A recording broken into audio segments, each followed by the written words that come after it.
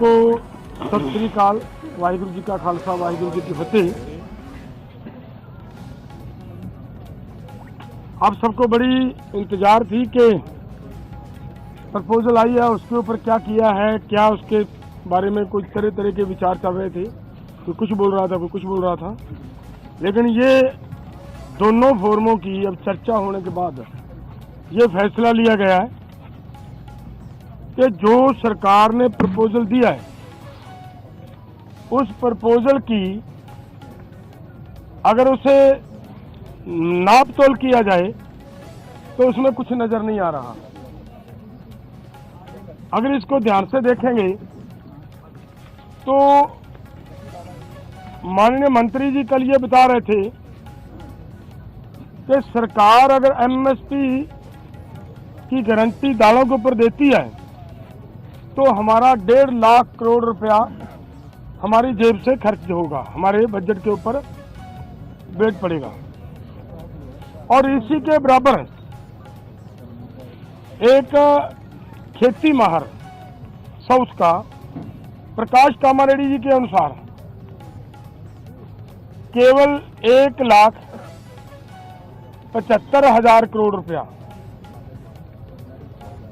अगर सभी फसलों के ऊपर एमएसपी दी जाती है तो 1,75,000 करोड़ रुपए के अंदर वो काम चल सकता है। तो फिर अगर सरकार इतने पैसा लगा भी रही है तो ये 2-3 फसलों का बिकने की व्यवस्था बनाए और बाकी किसानों को ऐसे छोड़ दिया जाए, ये हमें उचित नहीं लग रहा।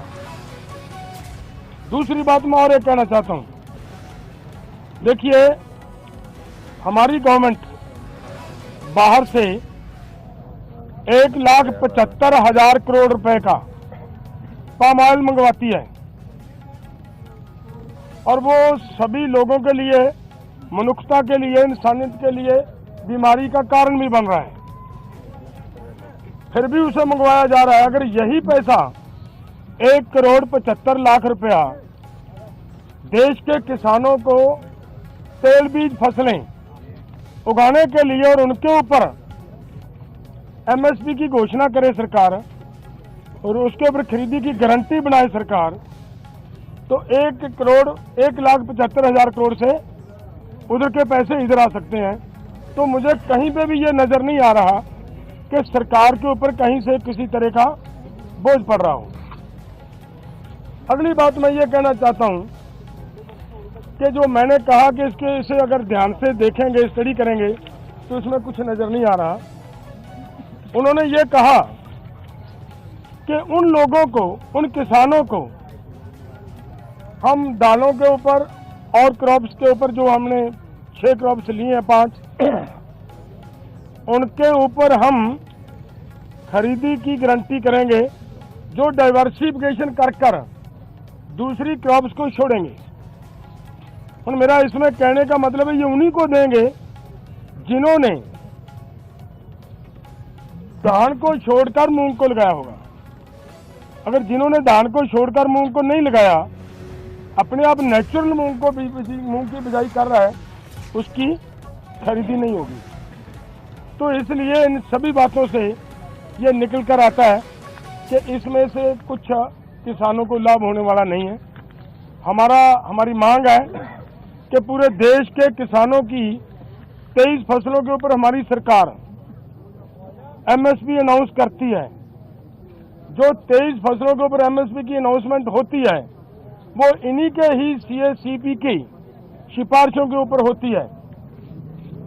और जब वो देती है सरकार हमें सीएसीपी के अनुसार एमएसपी का मतलब होता है minimum support price. Minimum support price को और गहनता से उसकी पड़चोल करोगे तो उसका मतलब ये होता है कि कम से कम आपको जिंदा रखने के लिए, आपको स्टैंड रखने के लिए एक सपोर्ट दी जा रही है। आपके लिए कोई भी उसमें इनकम देने वाली चीज कोई नहीं है उसमें, और वो भी देते हैं जब, और उसके ऊपर भी सारी फसलों की अगर हम ये मांगते हैं कि जितनी आप कम से कम भी दे रहे हो भाई, उतनी तो बिक जाए, हमारी उस रेट पे तो बिक जाए, और उसके लिए भी वो गारंटी का कानून ना दें तो इसका मतलब देश का किसान इसी तरह लूटता जा रहे, तो वो हमें स्वीकार नहीं है। इसलिए इन सभी तथ्यों के हिसाब से हम दोनों फोरमों ने आज बैठकर चर्चा करने के बाद ये फैसला लिया है कि ये जो प्रपोजल आई है, ये प्रपोजल किसानों के पक्ष की नहीं है, किसानों के हित की नहीं है, और इसके अनुसार हम इस प्रपोजल को रद्द करते हैं। और जिस तरह से पंजाब में 7 जिलों में नेट बंद किए गए हैं, तो स्पष्ट करना चाहिए पंजाब सरकार को भी उन्होंने भी लिख के दिया है या उनकी भी मंशा है। जिस तरह से सामने आ रहा भी डीसी पटियाला, उन्होंने सभी ब्रॉड बाइंडर को लिख के दिया है कि कोई मीडिया कर्मी हो, कोई भी हो, कोई ब्रॉड बाइंडर आपने देना नहीं है। तो वैसे कमर्शियल यूज के लिए जो नेट होता है उसके ऊपर कभी भी कोई पाबंदी नहीं होती। हम पंजाब सरकार से भी स्पष्ट करेंगे, आपके डीसी ने केंद्र पे कहने पे ऊपर लिख कर दिया है अथवा या पंजाब सरकार का निर्णय, अभी तक पंजाब सरकार ने स्पष्टता नहीं किया है कि ये जो पुल है अगर ये पंजाब में आ रहा है तो आप इसका विरोध क्यों नहीं करते। आप बोलते हम लीगल नक्शा लेंगे, तो ले लीजिए, या आपका ऑपरेशन हरियाणा के साथ मिलकर चल रहा है, स्पष्ट तो कीजिए भी क्या हो रहा है। तो हम पंजाब सरकार से भी मांग करेंगे, जो हमने बातें उठाई हैं उनको स्पष्ट कर दीजिए, ये बात क्या है, किस तरह की है। तो ये तरह की बातें, पंजाब में नेट बंद नहीं होना चाहिए। मुझे नहीं लगता केंद्र सरकार के पास इतने अधिकार हैं, अगर स्टेट सरकार को पूछे बगैर उसका नेट बंद कर दिया जाए। और बच्चों की पढ़ाई, अब स्कूलों में पेपर हो रहे हैं, तो इसके लिए कौन जिम्मेवार है?